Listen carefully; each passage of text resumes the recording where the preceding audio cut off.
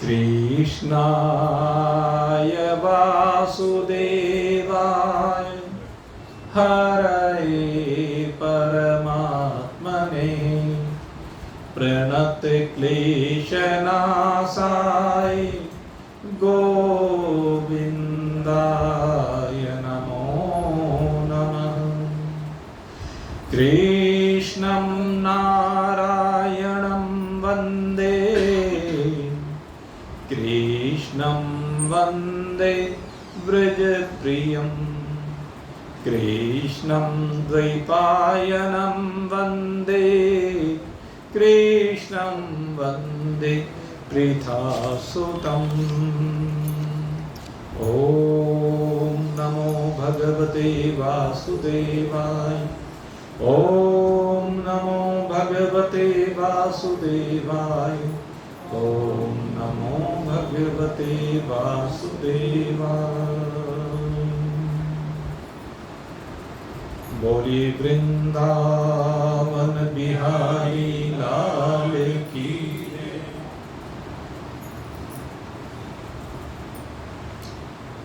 श्रीमद् भागवत रसामृत पान करने के लिए अत्यंत प्रेम के साथ इस पुरुषोत्तम मास में उपस्थित भाग्यवान जी क्या सुकृत। कल आपके सन्मुख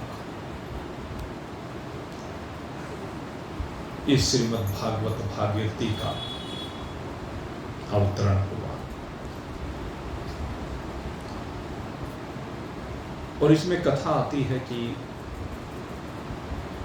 एक बार की बात, सोनक आदि 88,000 ऋषि एकत्रित हुए और एकत्रित होकर के उनके मन में एक भाव आया कि हम 1000 वर्षों तक चलने वाले यज्ञ का आयोजन करें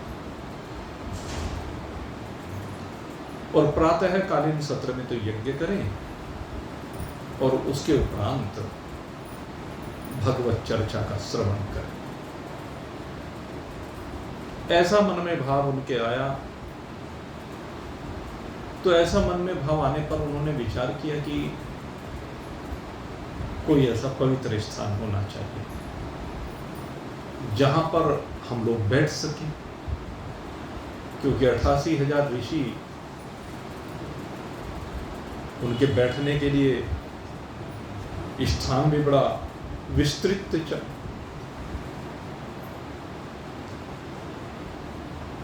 तो विचार करने लगे, लेकिन कुछ समझ में नहीं आया। तो सोनक आदि ऋषियों का तप कितना होगा विचार करके देखें। उन्होंने अपना संपर्क ब्रह्मा जी से किया, यानी सोनक जी की पहुंच ब्रह्मलोक तक है। इतने तपस्वी हैं सोनक जी, कोई साधारण ऋषि नहीं है। और ब्रह्मदेव से अपने प्रियजन को कहा तो ब्रह्मदेव ने कहा कि ये प्रयोजन नेक है, शुभ है, कल्याणकारी है, जन जन के लिए कल्याणकारी है, इसलिए इसमें विलंब नहीं होना चाहिए। ऐसा ब्रह्मदेव ने कहा और कहा कि मैं एक मनश्चक्र छोड़ रहा हूं। ये जो मैं मनश्चक्र छोड़ रहा हूं, ये जहां पर शांत हो तुम वहीं पर जाकर के अपने प्रयोजन की सिद्धि कर लेना। ब्रह्मा जी ने मनश्चक्र को छोड़ा और ये मनश्चक्र केवल एक निमेष मात्र, एक निमेष मात्र में मन का घूमता हुआ चक्र। ब्रह्मा जी के मन की विशेषता को यहां पर बताइए कि ब्रह्मा जी के मन का जो चक्र है, मन से जो वृत्तियां निकलती हैं, वो मन से निकलने वाली वृत्तियां कितनी दिव्य हैं, जो सारी सृष्टि का सृजन कर रहे हैं, लेकिन सृजन करने के बाद भी उनकी वृत्तियां कितनी एकाग्र होती हैं कि उनका मन का घूमता हुआ चक्र एक निमेष मात्र में अरण्य में जाकर के शांत हो जाता है। अरण्य कौन सा स्थल है? अरण्य वह स्थल है जहां पर एकांत होता है, जहां पर परमात्मा की उपलब्धि होती है। अरण्य वह स्थान होता है। तो मन का घूमता हुआ चक्र निमेष मात्र में जिस अरण्य में शांत हुआ, वही स्थान नैमिषारण्य कहलाया। और वर्तमान में उस स्थान को चक्र तीर्थ के नाम से जाना जाता है, क्योंकि वहां पर वो चक्र शांत हुआ। वो भौतिक विषय है, लेकिन आध्यात्मिक विषय तो यही है कि आपके मन का घूमता हुआ चक्र, आपके मन में जो अनेक प्रकार की वृत्तियां हैं, ये वृत्तियां तो भाई स्फुरित होंगी, और जैसे जैसे वृत्तियां स्फुरित होती चली जाएंगी, वैसे वैसे आप उन वृत्तियों के जाल में उलझते चले जाएंगे। लेकिन भगवान कहते हैं कि तू ऐसे सत्संग को कर, ऐसे महान पुरुषों को संग को कर, कहते जहां पर ये मन की घूमती हुई वृत्तियां निमेष मात्र में शांत हो जाए। कितना ही बड़ा तूफान आए, कितना ही बड़ा महाभारत लड़ना पड़े, लेकिन तू निमेष मात्र में शांत हो जाए। तेरा मन तुझे विचलित करने वाला ना बने, मन तेरा दास बन करके रहे, मन तेरा गुलाम बन करके रहे, तू मन का गुलाम मत बन। अगर यदि तू मन का गुलाम बन गया तो अपने जीवन का तूने विनाश कर दिया। ब्रह्मा जी से यही सीखना है। मनश्चक्र नैमिषारण्य में शांत हुआ। सोनक आदि 88,000 ऋषि वहां पर आकर के विराजित हुए। वहां पर जल की धारा भी बह रही है, गोमती के रूप में। गोमती के रूप में जल की धारा भी है। इधर चक्र तीर्थ भी मिल गया, और उधर बैठने के लिए गोमती का किनारा मिल गया। गोमती के किनारे आकर के 88,000 ऋषि विराजमान हुए हैं, और अब विचार करने लगे क्या करें। अब यज्ञ तो हम कर सकते हैं, लेकिन कथा नहीं। हमें कथा सुननी है। यद्यपि सोनक जी कथा कर सकते हैं, लेकिन नहीं, आज सोनक जी की कथा सुनने की अभिलाषा है। महान पुरुषों की विशेषता होती है। भगवान शंकर जो राम कथा जिनसे अवतरित हुई है, रची महेश निज मानस राख, जिन्होंने उसकी संरचना की है, भगवान वेद व्यास जी जिन्होंने भागवत की संरचना की है। लेकिन जब सुनने की अभिलाषा हुई तो भगवान शंकर पहुंचे कुंभज ऋषि के पास, भगवान वेद व्यास जी पहुंचे सुखदेव जी के पास। जब सुनने की अभिलाषा हुई तो ऐसे सोनक जी सर्वसमर्थ हैं, लेकिन सर्वसमर्थ होने के बाद भी अब उनकी अभिलाषा सुनने की है। कहते हैं मैं भगवान का गुणानुवाद सुनना चाहता हूं, क्योंकि सुनने की बड़ी महत्ता। भक्ति जहां से प्रारंभ होती है वो श्रवण से ही प्रारंभ होती है। और कल भी आपको बताया था, जिनके श्रवण समुद्र समान, कहते श्रवण का ही सारा खेल है। श्रवण समुद्र के समान बन जाए, भगवान की महिमा का गुणानुवाद इतना सुने और सुनते सुनते निमग्न हो जाए, संसार को भूल जाए। तो सोनक जी की यही अभिलाषा है। ये कथा यद्यपि श्रीमद् भागवत की नहीं है, लेकिन जहां भी भागवत होती है इस कथा को महान पुरुष सुनाते ही हैं। ये कथा श्रीमद् देवी भागवत की है। आपको बताएं, श्रीमद् देवी भागवत में ऐसा ही हुआ था। तो खैर अब इन्होंने प्रार्थना की, हे ब्रह्मदेव, हे प्रभु, यहां सुनने वाले तो हैं, लेकिन सुनाने वाला कोई गुरु नहीं है। ये लिए कृपा कीजिए और हमारे बीच में गुरुदेव को प्रकट कीजिए। और जब इस प्रकार से प्रार्थना की तो उनके मध्य में श्री सूत जी का अवतरण होता है। श्री सूत जी उग्र श्रवा नाम के ये सूत जी हैं, रोमहर्षण के पुत्र हैं। इनका आगमन हुआ है और जैसे इनका आगमन हुआ है उनको देख करके सूत जी के दर्शन करके उनको प्रणाम करके शौनक आदि ऋषि हर्षित हो गए और गुरु की महिमा का सबसे पहले वर्णन किया है।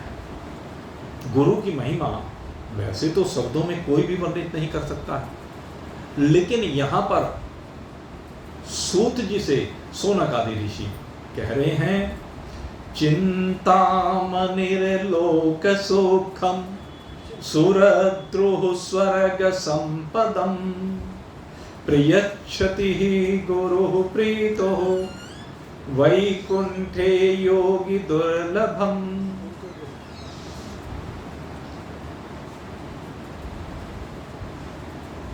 शौनक जी कहते हैं एक चिंतामणि होती है। ये जो चिंतामणि होती है अगर किसी को मिल जाए तो लौकिक चिंताओं का हरण कर देती है। लौकिक चिंताएं कैसी कि लोक में जिस चीज का अभाव हो उसकी प्राप्ति करा देती है। चिंतामणि की ये विशेषता है। किसी को धन चाहिए तो धन मिल जाता है, मकान चाहिए तो मकान मिल जाता है, संतान चाहिए तो संतान मिल जाती है। इस लोक के जो सुख कहे गए हैं उन सब की प्राप्ति चिंतामणि से हो जाती है। और फिर कहते हैं कि सुरद्रुः स्वर्ग संपदम, कहते हैं अगर यदि किसी को स्वर्ग की संपदा चाहिए तो उसे कल्प वृक्ष मिल जाए। अगर किसी को कल्प वृक्ष मिल जाता है तो उसे स्वर्ग की संपदाएं मिल जाती है। स्वर्ग की संपदाएं जो कही गई हैं वहां पर स्वर्ग की संपदाओं में मनोवांछित पदार्थ है, रूप है, यौवन है, जवानी है, भोग है, सुंदर सुंदर अप्सराएं हैं, गंधर्व हैं, देवता हैं, सोना चांदी हीरे मोती जड़े हुए बड़े बड़े महल हैं, गर्मी सर्दी बरसात इनका भी भय नहीं है। स्वर्ग में अलग ही प्रकार का वातावरण है। कहते हैं शारीरिक रूप से अगर देखा जाए तो वहां सब प्रकार की संपदा, तो कहते हैं कल्प वृक्ष के मिलने पर सारी संपदाएं प्राप्त हो जाती हैं। लेकिन चाहे चिंतामणि मिले चाहे कल्प वृक्ष मिले, कहते क्या देंगे? लौकिक संपदा देंगे। लेकिन शौनक जी कहते हैं हे गुरुदेव आप हम पर प्रसन्न हो जाइए, हम आपकी प्रसन्नता चाहते हैं और आपकी प्रसन्नता से हमें क्या मिलेगा ये यहां पर शौनक जी इशारा कर रहे हैं। प्रियच्छति ही गुरु प्रीतो, कहते हैं गुरुदेव अगर यदि आपकी प्रीति मिल जाए, आपका प्रेम मिल जाए, आपका स्नेह मिल जाए, आपका आशीर्वाद मिल जाए, आपकी कृपा मिल जाए, तो कहते हैं आपकी कृपा से ही हमें किसकी प्राप्ति होगी? कहते वैकुंठम योगी दुर्लभम, कहते जो योगियों के लिए भी दुर्लभ लगे रहते हैं ध्यान योग में, लेकिन अंत काल में अगर यदि ध्यान हट जाए, जरूरी तो नहीं है कि ध्यान लगातार लगा ही रहे, अगर यदि भगवान में चित्त की वृत्ति स्थिर ना रहे, कोई कारण बन जाए, अब भरोसा थोड़े है अंत काल में क्या वृत्ति बन जाए। और अंत मता सुगता, जैसी अंत काल में मति होती है उसके अनुसार गति होती है। अंत काल में अगर मति भगवान में नहीं हुई तो उन योगियों के लिए भी वैकुंठ दुर्लभ है, वैकुंठ नहीं मिलता है। जैसा स्मरण वैसा ही आगे उसको प्राप्ति होती है। लेकिन कहते हैं प्रिय क्षति ही गुरु प्रीत। लेकिन जिसके ऊपर गुरु की कृपा हो जाती है, जिसके जीवन में सदगुरु का प्रवेश हो जाता है, जिसे अपने गुरुदेव का आशीर्वाद मिल जाता है, कहते हैं उसके लिए वैकुंठ सहज सुलभ हो जाता है, उसके लिए परमात्मा सहज सुलभ हो जाता है। वैकुंठ धरती पर उतर के आ जाता है। उसके जीवन में वैकुंठाधिपति आ जाते हैं। और ये कब होता है? कहते जब गुरु की कृपा होती है। इसीलिए गुरु की महत्ता अनंत कही गई है। हरि अनंत, हरि कथा अनंता। यद्यपि हरि अनंत है, हरि की कथा अनंत है, लेकिन गुरुदेव की कृपा कहते हैं उसको कौन शब्दों में वर्णित कर सकता है? सदगुरुदेव वो हैं जो अनंत से हमें मिला देते हैं।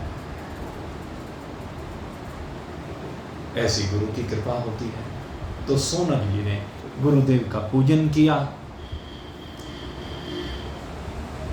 सूत जी प्रसन्न हुए और प्रसन्न होकर के कहा, ये सोनक, मैंने देख लिया है, मैंने जान लिया है कि तुम्हारे हृदय में भगवान का कितना प्रेम है। तुम्हारे हृदय में परमात्मा का प्रेम भरा पड़ा है। तुम भगवान के प्रेम से सरोबार हृदय को लिए हुए हो। इसलिए तुम्हें एक बात बता देता हूं, सर्व सिद्धांत निष्पन्न।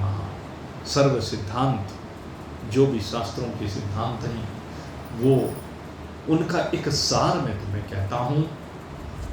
कहते संसार भय नाशन। जो संसार का जो भय है, इस भव का जो भय है, इस भवसागर में पड़े हुए जीवों को जो भय है, कहीं का है? जन्म और मृत्यु का भय है। कहते हैं कि जो भय है इससे मुक्ति हो जाती है। ये तुम्हारे अंदर जो प्रेम है ना, इससे भय से तुम्हारी मुक्ति हो जाएगी। ये भय तुम्हारे जीवन में रहेगा नहीं। ये प्रेम, इसका फल क्या है? चिंतन करना। सूत जी सोनक जी को कह रहे हैं, इस प्रेम का फल क्या है जो परमात्मा के प्रति हमारा प्रेम है। कहते हैं प्रेम से भगवान की भक्ति का प्रवाह बढ़ता चला जाता है। जितना हमारा प्रेम बढ़ता जाएगा उतनी भक्ति का प्रवाह बढ़ता चला जाता है। और जैसे जैसे भक्ति का प्रभाव बढ़ता चला जाता है, कहते हैं वैसे वैसे भगवान की प्रसन्नता होती चली जाती है। भगवान प्रसन्न होते चले जाते हैं। और मैं इस प्रवाह को बढ़ाने का, भगवान की प्रसन्नता को प्राप्त करने का साधन तुम्हें बताता हूँ। सावधान त्याह सुनो। सावधान होकर के सुनना। ये जो साधन है कृष्ण संतोष हेतु का, ये भगवान श्री कृष्ण के संतोष का हेतु है। और ये भक्त्यो वर्धनम, भक्ति की वृद्धि करने वाला है। उस साधन को मैं तुम्हारे प्रति कहता हूं। ये साधन, वो कहते हैं मैं अपनी ओर से नहीं कह रहा हूं, महान पुरुषों की एक विशेषता है। क्या कहते हैं? मैं नहीं, ये सुखदेव जी ने कहा था। वो साधन तुम्हें बता रहा हूं जो सुखदेव जी ने कहा। किसको? कहने लगे परीक्षित को कहा। और जब परीक्षित ने श्री सुखदेव जी से इस कथा को सुना तो परीक्षित जी अपने स्वरूप में विराजमान हो गए। और कहते तुम्हें एक आश्चर्यजनक बात और बता रहा हूं। जिस समय श्री सुखदेव जी परीक्षित को एक कथा सुनाना चाह रहे थे, उसी समय एक घटना घटी। ये बड़ी दिव्य घटना। जिस समय परीक्षित जी बैठ गए कथा सुनने के लिए, तो कहते हैं उसी समय विमानों की गड़गड़ाहट शुरू हो गई। इस कथा की महत्ता को देखना। विमानों की गड़गड़ाहट आकाश में हुई और विमानों की गड़गड़ाहट के साथ श्री सुखदेव जी ने क्या देखा कि स्वर्ग से स्वर्गाधिपति इंद्र और उनके अन्य साथी देवता सब स्वर्ग से नीचे उस धरा पर आ रहे हैं। वो भगवान की कृपा देखिए, यह महत्ता देखिए इस कथा की। अब उनको कैसे खबर लग रही है? परीक्षित जी सुखतीर्थ की भूमि पर आकर विराजमान हुए हैं और सुखतीर्थ की भूमि पर देवता गए स्वर्ग से। अभी जो कहान है वो सुरद्रो स्वर्ग संपदा। कैसे आए? कहले स्वर्ग की संपदा लेकर के आए। और स्वर्ग की संपदा भी कौन सी लेकर के आए? कहते हैं अमृत लेकर के आए। इंद्र देवता वो अमृत का कलश लेकर के आए जो समुद्र मंथन के समय समुद्र से निकला था। और उस समुद्र मंथन से निकले हुए अमृत कलश को लेकर के वहां आते हैं। और आकर के उन्होंने श्री सुखदेव जी को नमस्कार किया और नमस्कार करके कहा कि प्रभु, आप जो ये कथामृत का दान इन परीक्षित जी को करना चाहते हैं, आप एक काम कर लीजिए। कहने लगे क्या?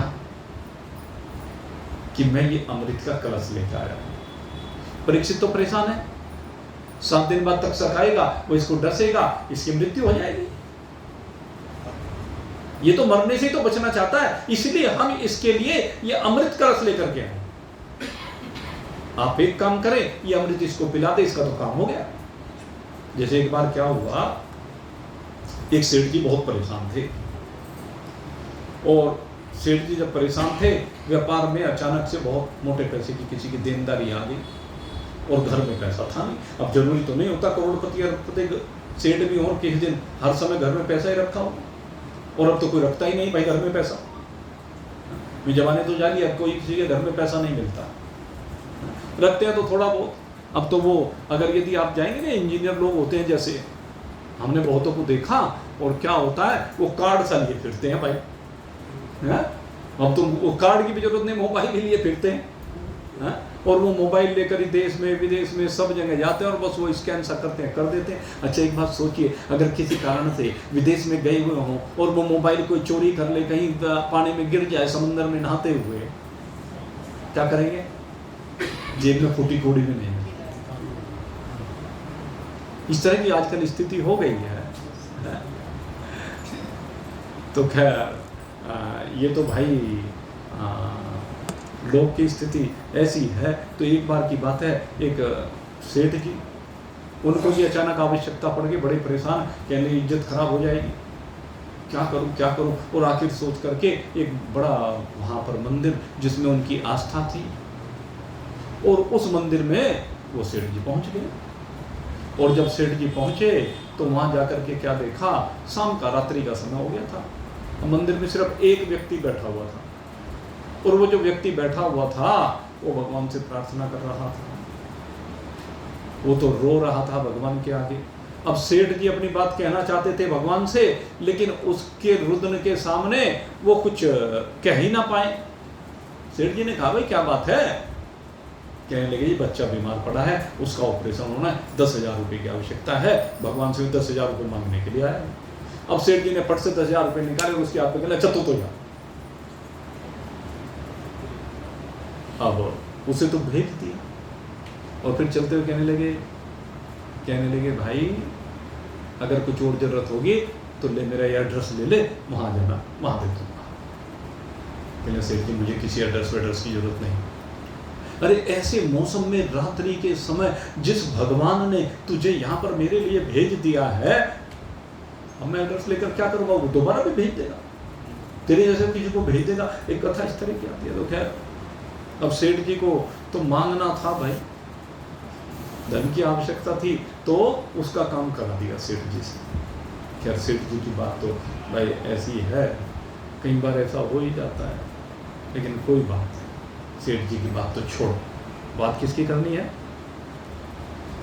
इंद्र देवता कि नहीं राजा, ये तो मरने से बचना चाहता है, इसको स्वर्ग का अमृत दे देते हैं, बच जाएगा, इसका और क्या प्रयोजन है। अब आप एक काम कीजिए, ये अमृत तो आप रख लीजिए, और हमें जो एक कथा आप इसे सुनाना चाहते हैं वो कथा हमें दान कर दीजिए। और जब श्री सुखदेव जी से देवराजेंद्र ने इस प्रकार से कहा। अब विचार करके देखिए, श्री सुखदेव जी ने यहां पर कहा कि उनकी हंसी उड़ा दी, देवताओं की हंसी उड़ा दी। श्री सुखदेव जी की महत्ता कितनी होगी, इस कथा की महत्ता कितनी होगी। उन्होंने कहा, अरे क्वः सुधा क्वः कथा, क्वः सुधा क्वः कथा लोके, क्वः कांच क्वः मनिर्महा। कहने लगे, तेरा जो ये अमृत का कलश है ना, ये सुधा, हाँ? जैसे एक मणि होती है, मणि के सामने जैसे कांच की वैल्यू होती है, ऐसे ही कहने लगे तेरा ये अमृत इस कथा के सामने कांच का टुकड़ा मात्र है। इसलिए ब्रह्मरातो दीचार्यैवं तदा देवांज हासः, हंसी कर दी, हंसी में उड़ा दी उनकी बात। ले जाओ, तुम कथा के अधिकार नहीं हो, ये कथा ऐसे नहीं मिलती है। कथा तो श्रद्धा से मिलती है, भक्ति से मिलती है, प्रेम से मिलती है, समर्पण से मिलती है। और भागवत कथा ये तो तुम्हारे बस का काम नहीं। तो सूत जी कहते हैं, हे सोनक आदि ऋषियों, इस श्रीमद् भागवत कथा की महत्ता कितनी होगी कि स्वर्ग के अमृत को भी ठुकरा दिया। इसीलिए कहा, जो तुमने कहा था ना, सोनक आदि ऋषियों से कहते हैं, सुरद्रोह स्वर्ग संपदा, कहते ये स्वर्ग की संपदा ये कथा के सामने कुछ भी नहीं है। इंद्र कथा के सामने कुछ भी नहीं है, इंद्र का पद कुछ भी नहीं है, देवराज इंद्र कथा के सामने कुछ भी नहीं है। क्योंकि कथा से कौन मिलता है? कहते कथा से कृष्ण मिलते हैं। ये कथा वो कथा जिससे कृष्ण मिलते हैं। और कहते हैं कि जब कथा की ये महत्ता ब्रह्मा जी ने सुनी, परीक्षित जी की मुक्ति हो गई कथा से। इस महत्ता को जब सुना ब्रह्मा जी ने, तो ब्रह्मा जी को भी बड़ा आश्चर्य हुआ। और ब्रह्मा जी को जो आश्चर्य हुआ तो उन्होंने क्या किया, कहते 70 लोग एक तराजू और तराजू पर उन्होंने एक पल्ले में श्रीमद् भागवत को रखा और दूसरे पल्ले में जितने उन्होंने शास्त्रों के निर्माण किए थे उन सब साधनों को एक तरफ रख दिया, सारे के सारे। ये घटना बिल्कुल ठीक उसी प्रकार से है जिस प्रकार से गोस्वामी जी महाराज ने जो कथा आती है कि रामचरितमानस की संरचना की और काशी के विद्वान पंडितों के सन्मुख उसको लेकर के गए। तो उन विद्वानों ने, वो चूंकि भाई अपनी भाषा में थी, अब भाषा ग्रंथ की वैल्यू विद्वानों के सामने कुछ होती नहीं, क्योंकि वो तो देववाणी में ही सब ग्रंथों की संरचना किया करते थे। देववाणी माने संस्कृत में, अब संस्कृत में और वो भाषा में हिंदी में, तो उन्होंने खिल्ली उड़ा दी। उन्होंने मान्यता नहीं दी, तिरस्कार किया गोस्वामी जी का। जो वहां पंडित विद्वान थे उन लोगों ने बड़ा तिरस्कार किया। और तिरस्कार करने के बाद गोस्वामी जी कहने लगे, चलो कोई बात नहीं भाई, मैंने तो स्वांत सुखाय स्वजन हिताय इस कथा की संरचना की थी, अब तुम्हें नहीं अच्छी लगी तो कोई बात नहीं, तुम प्रमाणित नहीं करते हो, कोई बात नहीं, मैं तो मेरे भोलेनाथ हैं, मैं तो वहीं जाकर के उनको समर्पित कर देता हूं। अब चले गए और वहां काशी जी में जाकर के भगवान काशी विश्वनाथ के दर्शन किए। और काशी विश्वनाथ के दर्शन करने के बाद भगवान के उस ज्योतिर्लिंग के ऊपर उसको चढ़ा दिया। प्रभु ये रामचरितमानस आप इसको स्वीकार कीजिए। और उसके बाद चले गए। वो तो उनके जाने के बाद जो वो विद्वान थे उन्होंने अपने गुप्तचर भेज दिए और गुप्तचरों ने देखा भाई ऐसे ऐसे करके वो तो भगवान भोलेनाथ के ऊपर चढ़ाए। अब उनकी ये तो हिम्मत नहीं हुई कि वहां से भगवान शिव के ऊपर चढ़ी हुई रामचरितमानस को हटा सके। इतनी तो सामर्थ्य किसी की थी नहीं, क्योंकि भगवान भोलेनाथ के ऊपर चढ़ा हुआ कोई सामान वो फेंक नहीं सकते थे, सबको भय लगता था। तो एक काम क्या कहने लगे, एक काम करो, जितने अन्न हमारे देववाणी में लिखे हुए शास्त्र हैं वे सारे ला करके इसके ऊपर रख दो। अब चारों वेदों को रख दिया गया, 6 शास्त्रों को रख दिया गया, पुराणों को रख दिया गया और रख करके दरवाजा बंद कर दिया। नीचे तक अब प्रातःकाल मंदिर के पुजारी जी आए और मंदिर के पुजारी जी ने आकर के क्या देखा कि वो जो रामचरितमानस सबसे नीचे दबा करके रखी गई थी वो सबसे ऊपर हो गई और उसके ऊपर एक पुष्प चढ़ा हुआ था। उसको बड़ा आश्चर्य हुआ। उसने सब पंडितों को बुलाया। सब पंडितों ने आकर के देखा ये कैसे संभव है। अरे मैंने अपनी आंखों से देखा, अभी अभी तो मंदिर खोला है। कहने लगे अच्छा उठाकर देखो। और उठाकर के जैसे ही देखा, पहला ही पन्ना खोला तो वहां पर लिखा हुआ था सत्यम शिवम सुंदर। भगवान सदाशिव ने स्वयं हस्ताक्षर कर दिए उसके ऊपर कि सत्यम शिवम सुंदर। ये जो ग्रंथ है ये सत्य है, ये कल्याणकारी है, ये अति सुंदर है, मुझे अत्यंत प्रिय है। भगवान सदाशिव ने स्वीकार कर लिया। और उसके बाद भी खैर उनके साथ तो जो जो बातें हुई खैर उसकी तो चर्चा रामचरितमानस के प्रसंग में करेंगे। यहाँ ब्रह्मा जी ने भी आज क्या किया, एक और सब शास्त्रों को रखा, दूसरी ओर श्रीमद् भागवत को रखा और दोनों को रखने के बाद उन्होंने क्या देखा कि श्रीमद् भागवत का पलड़ा नीचे झुक गया। ब्रह्मा जी को बड़ा आश्चर्य हुआ, बड़ा विस्मय हुआ।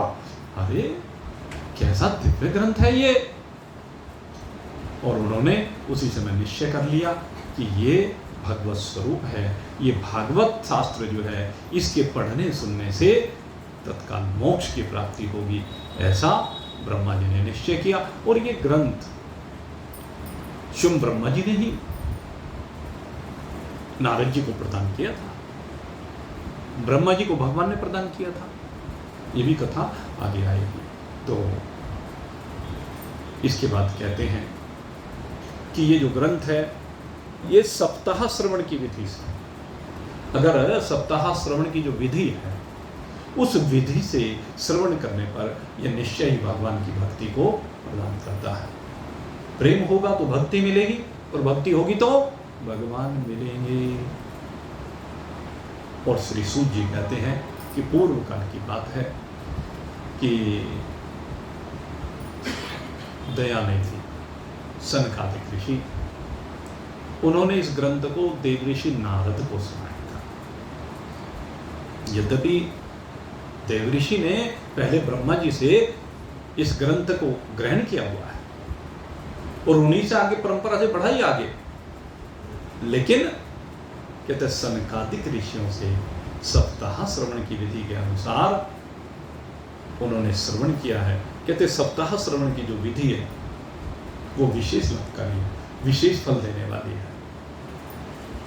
इसीलिए बारंबार इस बात को कहा कि इसका सप्ताह विधिवत रूप से अगर कोई कर सके, क्योंकि इसकी विधि है, विधान है, उस विधान के अनुसार जो करते हैं वो निश्चय ही भगवान की प्रीति को प्राप्त होते हैं। कोई कोई बिरला होता है जो इस कथा को करा पाता है। हर एक में इतनी शक्ति सामर्थ्य नहीं होती। मैंने शक्ति और सामर्थ्य दोनों की बात की। किसी में सामर्थ्य नहीं होती तो किसी में शक्ति नहीं होती। सामर्थ्य तो बहुत लोगों की होती है, लेकिन बीड़ा उठाने की शक्ति किसी बिरले की होती है और कोई बिरला ही इस कार्य को कर पाता है। और जो कर देता है कहते हैं भगवान उसके लिए साक्षात हो जाते हैं। जो अगर विधि पूर्वक, मेन बात मैं फिर कहता हूँ, इस बात को ध्यान रखना, विधि, इसको विधि पूर्वक अगर कराए तो निश्चित रूप से श्रद्धा के साथ किया हुआ ये भागवत सप्ताह निश्चित रूप से भगवान की प्राप्ति कराने वाला है। और जिन लोगों ने कराई है उनसे पूछ करके देखना, जिन्होंने श्रद्धा के साथ कराई है, किसी न किसी रूप में उनको भगवत दर्शन का लाभ, भगवत कृपा का लाभ अवश्य में मिलता है। तो यही बात यहाँ कह रहे हैं कि इस नारद जी ने सनकादिक ऋषियों से इसको सुना, और ये अभी इसकी महिमा है, ये कल, आज तो नहीं आएगी वो महिमा। जो सनकादिक ऋषियों ने इस कथा को सुनाया ने, जितनी दिव्यता इस कथा में प्रकट हुई, हरिद्वार की कथा में, सप्त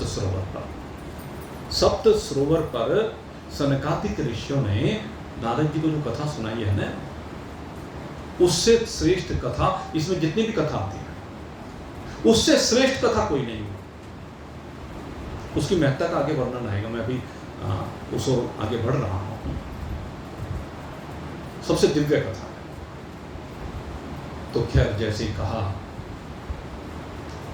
सूत जी ने सनकादिक ऋषियों को कि नारद जी ने सुन, कहने लगे क्या कह रहे हो? नारद जी और कथा? सोनक जी कहने लगे, अरे नारद जी तो सांसारिक प्रपंच से बिल्कुल विमुक्त हैं। लोक विग्रह मुक्तस्यः नारदस्या स्थिरस्य च विधि स्रवे कुतः, ध्यान करना, विधि स्रवे कुतः। आप कह रहे हैं विधि पूर्वक, अरे वो और विधि पूर्वक जो कभी स्थिर रहने वाले नहीं, सदा जिनका चित्त चंचल रहता है, जो कहीं ठहरते नहीं है, हाँ, उन्होंने विधि पूर्वक, विधि तो बड़ी लंबी चौड़ी है, बड़ी पहले उपासनाएं होती हैं, मंगलाचरण होते हैं, पूजन होते हैं, और उसके बाद कथा को बैठ करके सुना जाता है। तो विधि स्रवे कुतः प्रीति संयोग कुत्र तैसः। कहते ऐसा कैसे संभव है कि नारद जी ने इस कथा को सुन लिया? तो सोना जी कहते हैं, हे सूत जी, आप सही कह रहे हैं। ये जो संयोग बना है, ये बात मुझे स्वयं सुखदेव जी ने बताई। सूत जी कहते हैं कि ये बात, ये कथा मुझे स्वयं सुखदेव जी सुना है। इससे एक बात और सिद्ध होती है कि जिस समय सुखदेव जी ने कथा सुनाई, उस समय सूत जी ने भी इस भागवत कथा को सुना था। वहां पर सूत जी भी, भगवान वेदव्यास भी बैठ करके कथा सुन रहे थे। बहुत एक से बढ़कर एक ऋषि मुनि वहां पर बैठकर कथा सुन रहे थे। ये इसका वर्णन आएगा जब पहला स्कंद परिपूर्ण होने को होगा, अंत में उस समय इसका वर्णन आएगा। अभी तो कहते हैं मुझे स्वयं सुखदेव जी ने ये बताया था, ये कथा उन्होंने मुझे एकांत में सुनाई थी। वही कथा मैं तुम्हें सुनाता हूं। कहते एक बार की बात है, एकदा ही विशालायम चत्वारः ऋषयो मदा। कहते जो चारों ऋषि, कौन? ये सनकादिक जो ऋषि हैं, ये चार भाई हैं, और ये कुमार सर्ग के अंतर्गत ये चर्चा आती है। चारों भाई ब्रह्मा जी से जब सृष्टि का प्रारंभ हो तो सबसे पहले यही प्रकट हुए। भगवान नारायण के नाभि कमल से जब ब्रह्मा जी की उत्पत्ति हुई है, उसके बाद ब्रह्मा जी को आदेश मिला कि आप सृष्टि का सृजन करो, तो सबसे पहले चारों कुमार प्रकट होते हैं, और ये सदा छोटे से बालक ही रहते हैं, ये कभी बड़े नहीं हुए, और ये अजर अमर अविनाशी तो हैं, और इन्हीं को भगवान का सबसे पहला अवतार माना जाता है। भगवान के जो 24 अवतार हुए हैं, उन 24 अवतार में इन चारों को मिलाकर के एक अवतार माना जाता है। जैसे राम लक्ष्मण भरत शत्रुघ्न चार भाई हैं, लेकिन अवतार के रूप में एक ही माना जाता है कि राम में तीनों समाहित है। ऐसे ही यहाँ पर सनकादिक ऋषि कहते हैं, सनक, सनंदन, सनातन, सनत कुमार, ये चारों के नाम हैं। तो ये चारों ऋषि, एक बार की बात है कि ये कहाँ थे? विशालायाम, विशालापुरी में। विशालापुरी कौन सी है? एक राजा हुए हैं, उनके नाम से इसका नाम विशालापुरी रखा गया। विशाल, राजा विशाल नाम के। और किसको कहते हैं ये जो हमारा सबसे बड़ा धाम है, सबसे पुराना धाम है, सबसे पहला धाम है, श्री बद्रिकाश्रम। बद्रिकाश्रम का ही नाम विशालापुरी है। यहाँ पर बद्रिकाश्रम को विशालापुरी के नाम से जाना गया। तो एकदा ही विशालायाम चत्वारः ऋषयो मला सत्संगार्थ समायाता ददृशो तत्र नारद। कहते हैं कि विशालापुरी में आए तो थे सत्संग के लिए, लेकिन इन्होंने वहां पर नारद जी को देखा, और जब नारद जी को विशालापुरी में देखा तो सनकादिक ऋषियों ने इनसे पूछ लिया, भाई क्यों पूछा? क्योंकि इनको उदास देखा, चिंतातुर देखा, परेशान देखा। अब भाई संत हृदय तो ऐसा ही होता है। और दूसरे ये नारद जी के बड़े भाई भी हैं। भाई आपको बताएं, ये सनकादिक ऋषि नारद जी के बड़े भाई हैं। नारद जी को दूसरा अवतार माना गया है। नारद जी भी भगवान के अवतार हैं। वैसे क्या है कि एक तो 10 तो हमारे भगवान के मुख्य अवतार हैं, बाकी जो 24 अवतारों में 14 अवतार हैं, उनको क्या होता है कि वो इस तरह के अवतार हैं। मैंने एक बार सुना कि सनकादिक ऋषि हैं, नारद जी हैं, या और भी कहीं आगे आएंगे, मैं उनकी आपसे चर्चा करूंगा। जो अन्य 14 अवतार हैं, ये अवतार क्यों माने गए? नारद जी भगवान के भक्त भी माने गए और भगवान के अवतार भी माने गए। दोनों बातें कैसे संभव है? कहते भगवान के अवतार इनको इसलिए मानते हैं, कहते जब किसी भक्त के अंदर कभी भगवान आकर के प्रकट हो जाते हैं तो उसको आवेशावतार कहते हैं। ये अवतार क्या होता है? आवेशावतार। आगे इसका भी वर्णन आएगा, भगवान के कितने अवतार होते हैं, किस किस प्रकार के। तो मैं इस बार जो भागवत आपके सामने रख रहा हूं, इसीलिए मन में अब की बार ये भावना है कि कोई विषय रह ना जाए। तो भागवत के जितने भी विषय जब हम सप्ताह करते हैं तो भाई उस सप्ताह में तो मैंने फिर बताया आपको, इधर उधर की बातें बहुत ज़्यादा हो जाती हैं। जब वेदांत में कथा करते हैं तो वेदांत का ज्ञान चलता है, उस वेदांत के ज्ञान में जो बहुत सी विषय वस्तु है वो रह जाती है। इसीलिए अब की बार ये बीड़ा उठाया है कि अब की बार कोई विषय छोड़ेंगे नहीं, प्रयास ये रहेगा लगभग हर विषय के ऊपर चर्चा करने का प्रयास करेंगे। तो ये सारे बात आपकी समझ में आती चली जाएंगी। ये 24 के 24 अवतार कौन सा? ये आवेशावतार है, वो क्षणिक समय के लिए होते हैं। तो भगवान नारद के अंदर कह लीजिए कुछ समय तक इनका वास रहा, इसलिए नारद जी को भी भगवान का अवतार माना जाता है। सनकादिक ऋषियों को भी भगवान का अवतार माना जाता है, इसीलिए माना जाता है क्योंकि भगवान इनके अंदर भी विराजित रहे आकर के। और भाई तो सभी चाहते हैं, सबकी एक ही इच्छा है, मेरे अंदर भगवान का वास हो जाए, मेरे हृदय में परमात्मा प्रकट हो जाए। है तो सबके हृदय में अंश, लेकिन वो साक्षात हो जाए। साक्षात तो किसी किसी का भाग्य होता है, लेकिन होता उसी का है जिसने इस क्रम को समझ लिया। पहले प्रेम बढ़े भगवान के प्रति, फिर भक्ति का प्रवाह बढ़े तो कृपा होगी। जैसे जैसे आप डूबते चले जाते हैं तो वैसे वैसे भगवान एक न एक दिन प्रकट हो ही जाएंगे। कभी तो दीन दयाल के भनक पड़ेगी कहाँ। और कभी एक दूसरी बात हो रही है, जब भक्ति भगवान बन गया, भगवान उनके अंदर तो प्रकट नहीं हुए, लेकिन वो भगवान के अंदर समा गए। इस बात को मैं 2 उदाहरण ये सबसे मुख्य दिया करता हूं। इसमें सबसे बड़ा प्रमाण मीराबाई का और चैतन्य महाप्रभु का। ये दोनों भगवान के ऐसे भक्त हुए हैं, मीराबाई द्वारकाधीश में और चैतन्य महाप्रभु जगन्नाथ में, वो भगवान में ही समा गए। उनका पंच भौतिक जो शरीर है उस सहित ही भगवान के साथ एक रूप हो गए। ये भगवान की विशेष कृपा।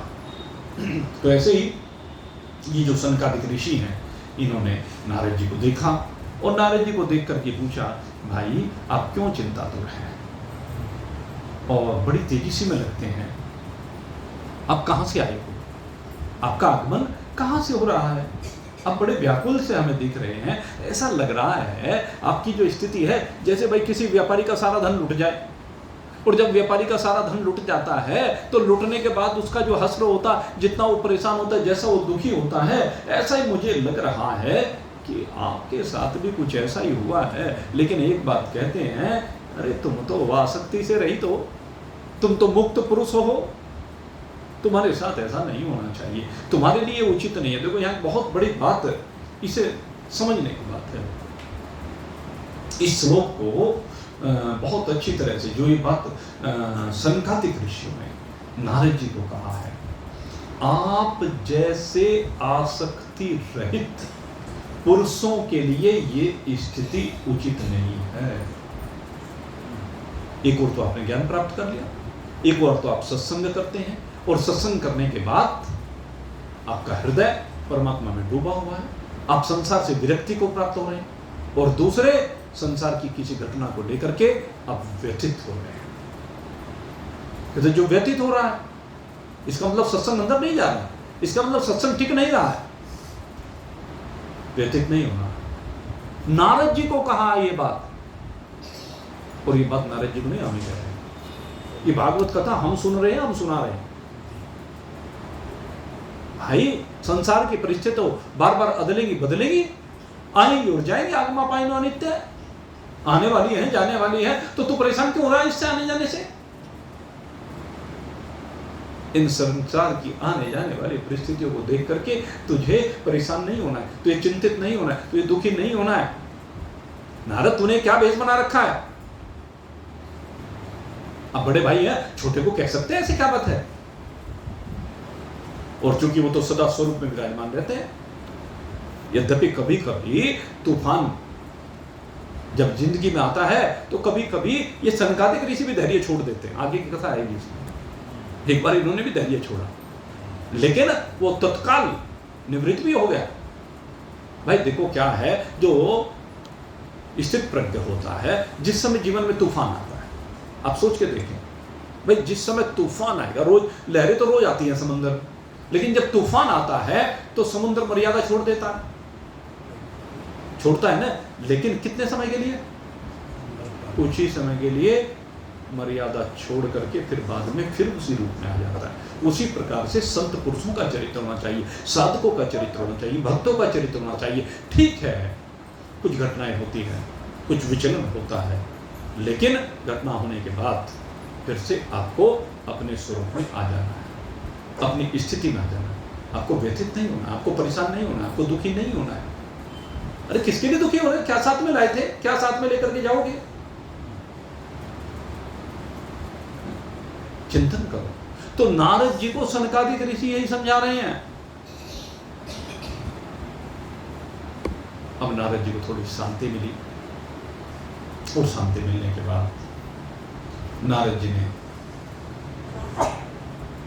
सनकादिक ऋषियों को पूछने पर कि हे नारद, बताओ क्या कारण है, तुम क्यों व्यथित हो रहे, क्यों परेशान हो रहे हो? नारद जी ने कहा, मैं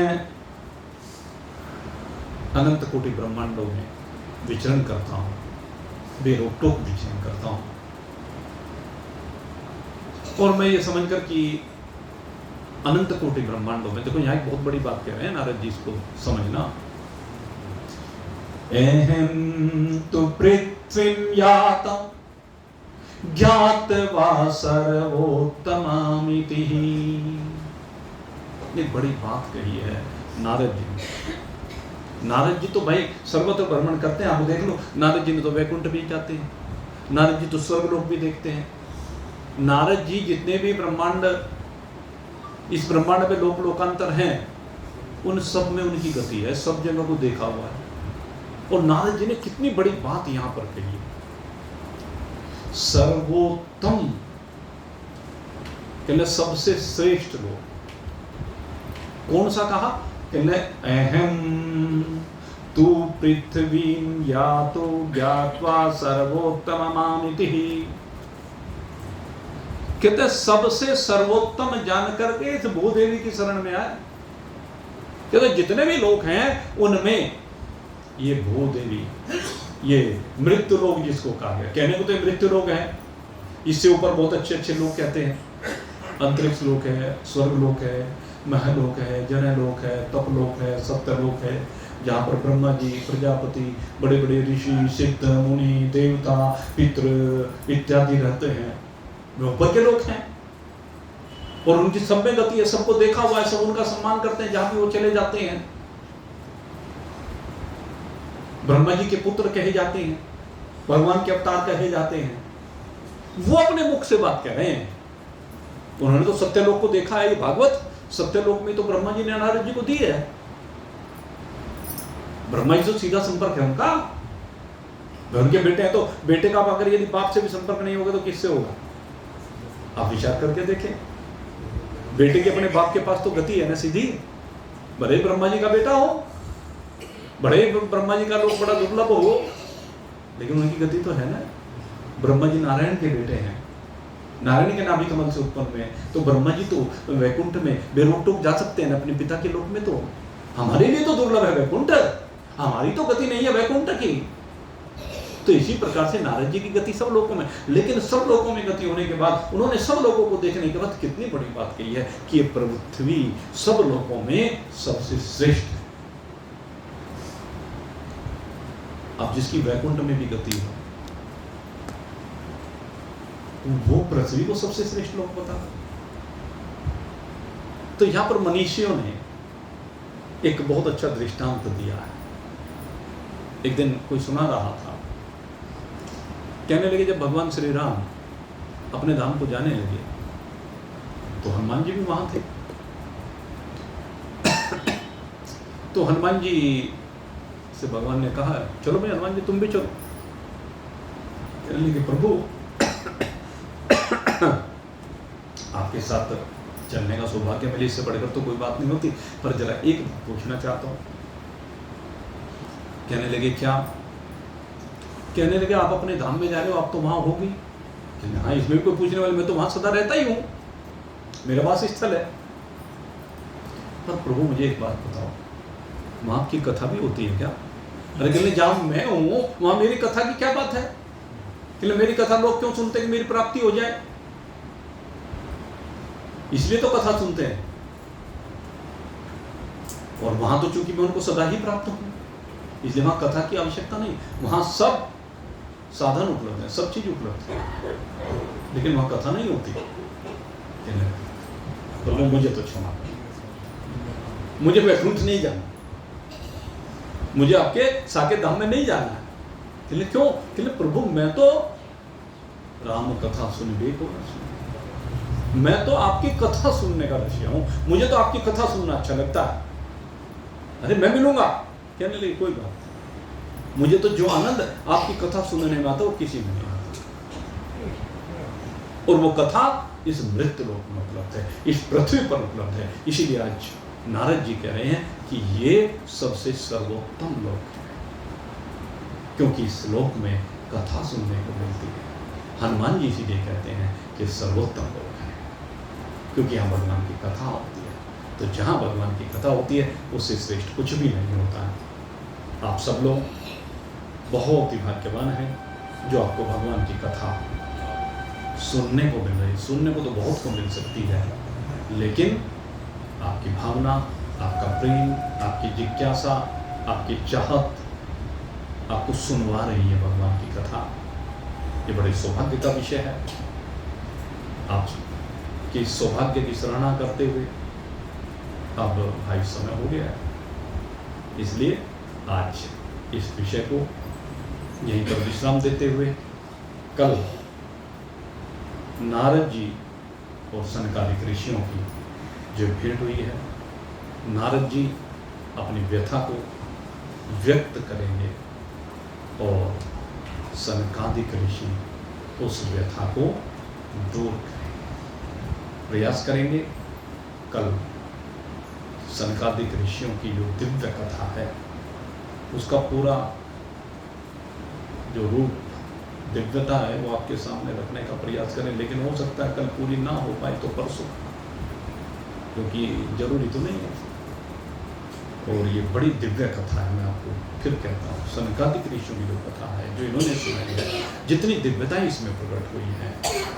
आप क्योंकि वो बता रहा सप्ताह में नहीं हम उन सब चीज़ों को रख पाते, लेकिन यहाँ पर वो सब चीज़ रखी जाएगी। कैसी कैसी दिव्यता इस कथा में हुई है वो सब आपके सामने कल रखने का प्रयास करेंगे। आगे जैसी भगवत इच्छा होगी भाई।